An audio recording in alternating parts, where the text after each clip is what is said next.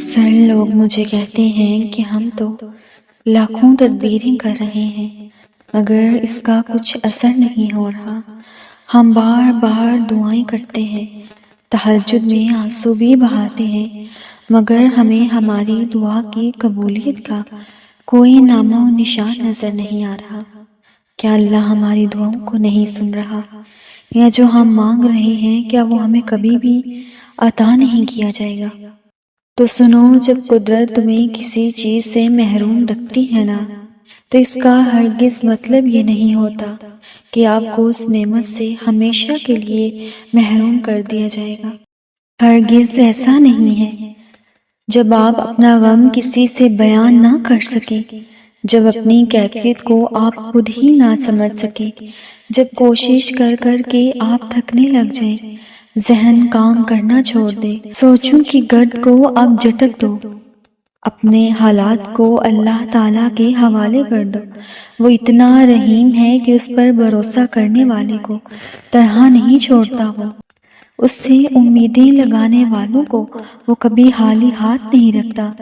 وہ امید لگانے والوں کو دلاسے دیتا ہے، اپنے ہونے کا یقین دلاتا ہے، مشکل میں ڈالتا ہے تو خود ہی اسے مشکل سے نکالنے کا وسیلہ بھی بناتا ہے، امتحان لیتا ہے تاکہ صابر بن سکیں آپ، آزمائش میں ڈالتا ہے تاکہ آپ شکر گزار رہیں، تاکہ صاف دل رہیں آپ۔ وہ جگہ جگہ آپ کو اپنے ساتھ ہونے کی یقین دہانی کرواتا ہے۔ اللہ تو قرآن پاک میں خود فرماتے ہیں کہ نہ تو تیرے رب نے تجھے چھوڑا ہے اور نہ وہ تجھ سے بیزار ہوا ہے، اور وہ چنتا انہی لوگوں کو ہے جن کو وہ خاص کرنا چاہتا ہے۔ پھر غم کس بات کا ہے آپ کو؟ یہ بات بھی کتنا سکون دیتی ہے کہ ہمیں روتے ہوئے کوئی اور نہیں بلکہ ہمارا اللہ دیکھ رہا ہے، جو کہ ہمارے ہر آنسوں سے واقف ہے۔ اللہ اگر آپ کو خواب دکھاتا ہے تو اللہ ہی ان خوابوں کو پورا بھی کرتا ہے۔ وہ ان خوابوں کو پورا کرنے کی طاقت بھی دیتا ہے۔ وہ جو سارے جہانوں کو عطا کرتا ہے تو وہ آپ کو کیسے محروم چھوڑ دے گا؟ ضرور عطا کرے گا آپ کو۔ اس کے کن فیکون پر یقین رکھیں، صبر کریں کیونکہ معجزے صبر کرنے والوں کے لیے ہی ہوتے ہیں۔ یاد کریں کہ یوسف علیہ السلام کے کھو جانے کے بعد حضرت یعقوب علیہ السلام نے لوگوں کے سامنے اپنے غم کی تشہیر نہیں کی تھی، بلکہ انہوں نے اللہ سے فرمایا کہ اے میرے رب، میں اپنی پریشانی اور غم کی فریاد اللہ کے سوا کسی سے نہیں کرتا، اور اللہ سے جیسا کہ میں واقف ہوں تم نہیں جانتے۔ اپنا غم، اپنا دکھ صرف اپنے رب کو بتائیں، اسی سے فریادیں کریں۔ ایک وہی تو ہے جو تمہاری ہر دعا کو سننے والا ہے۔ اور سنو، بات ساری طلب کی ہے۔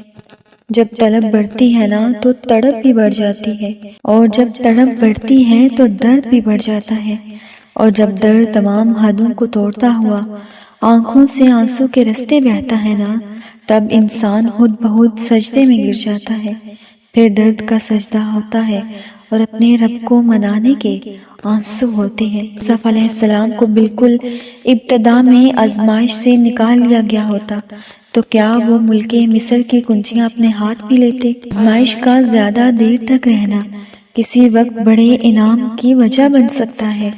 ہمیشہ اللہ پر بھروسہ رکھیں، جلدی مت کریں، کیونکہ جو رب یوسف کو کنویں سے نکال کر پوری سلطنت کا بادشاہ بنا سکتا ہے، وہ رب آپ کو بھی دنیا کی چھوٹی بڑی مشکلات سے نکال کر بڑے انعامات سے نواز سکتا ہے، کیونکہ تمہارا رب بھی وہی ہے جو یوسف کا رب ہے۔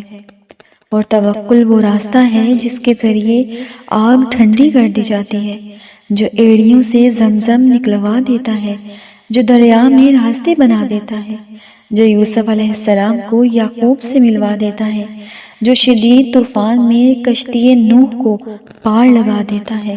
تو کیا تم اپنے رب پر توکل نہیں کرو گے، جو ناممکن کو ممکن بنانے کی قدرت رکھتا ہے؟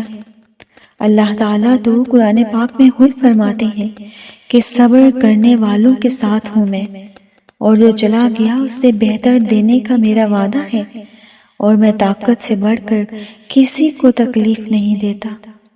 اور پتہ ہے انسان خاموش کب ہوتا ہے؟ شاید تب جب اس کا دل ٹوٹ جاتا ہے۔ لیکن رکو، جب دل ٹوٹ جائے تو پیچھے رہ کیا جاتا ہے؟ شاید اس کا جواب یہ ہوگا کہ پیچھے تو سب خاک ہی ہو جاتا ہے۔ لیکن ایسا نہیں ہے۔ دل کا ٹوٹنا انسان ہونے کی دلیل ضرور ہے۔ اس سے انسان اپنی بہتر زندگی کی طرف پہلا قدم رکھتا ہے۔ انسان صبر کرتا ہے، اور جب ایک دفعہ صبر کر لے تو پھر انسان کے سامنے نہیں، اپنے خالق کے سامنے اپنے دکھ کو بیان کرتا ہے، اور اللہ کی عدالت میں اپنے تمام فیصلے حق کے کرتا ہے، کیونکہ میرا رب بہت رحیم و کریم ہے۔ اور آپ کبھی بھی نہیں جان سکتے کہ آپ کے اس اندھیرے میں زندگی کی کون سی خیر چھپی ہے۔